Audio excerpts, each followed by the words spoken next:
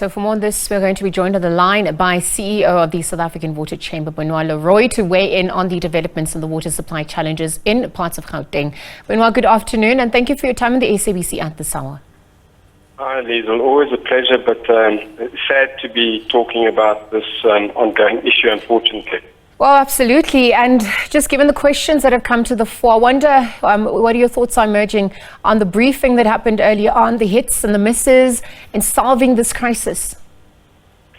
So, I was asked earlier on this week whether the chickens had come to roost. They certainly have, and not only in Johannesburg, also eThekwini, Nelson Mandela Bay, and a lot of the municipalities outside the metros who've been suffering water shedding and water outages on an ongoing basis. But to have the commercial capital of sub-Saharan Africa out of water for 2 weeks is something we predicted all of this happening, but we didn't predict it happening at this level. We thought it'd be more progressive.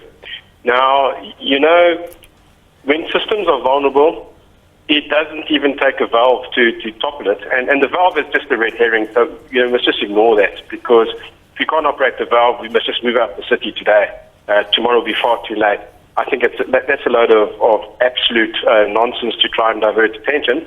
And trying to blame Rand Water is also, I think, not the solution, purely because they have the water available, but half of it is either stolen, leaked, disappears, not metered. So, the issue is completely within Joburg's control, and it's taken 30 years to get here. And I think this is the thing that is very difficult for society to understand, is that with water, there's no overnight solution. And as the gentleman was saying earlier on, tankers are not the solution. They're just a stopgap was the word used, which is quite correct.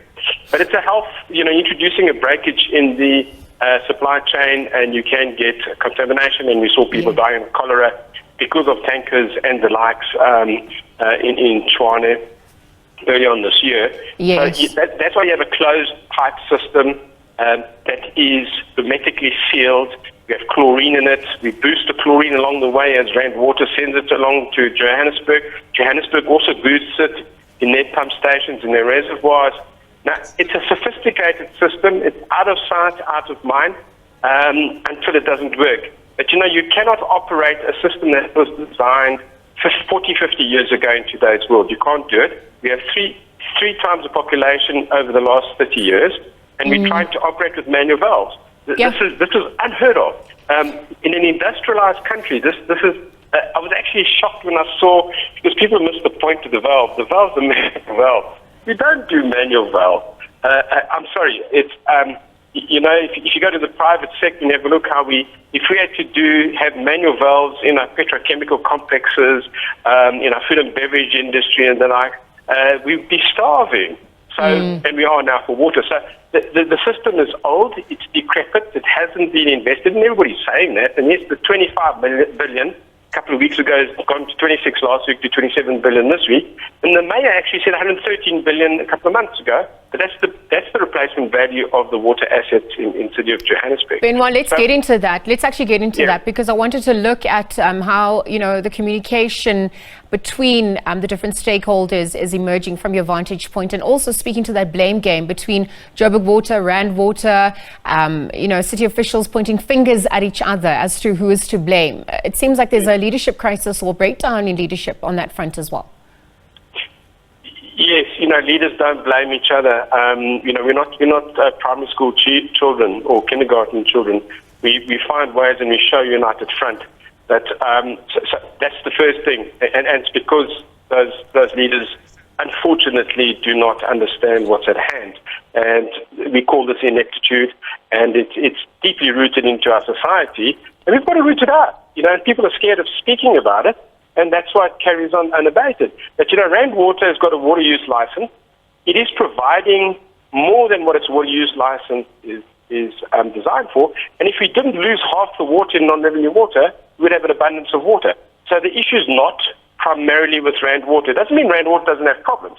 But also Rand Water's Aikenhof pump station went down because city power went down. So, Rand Water can only provide electricity. Most of its bigger pump stations and purification works are on the Eskom grid, But as you get close to the towns, they're on the town grids. And City of Joburg is 100% to blame for Eikenhof. Without going into any detail, it's very clear.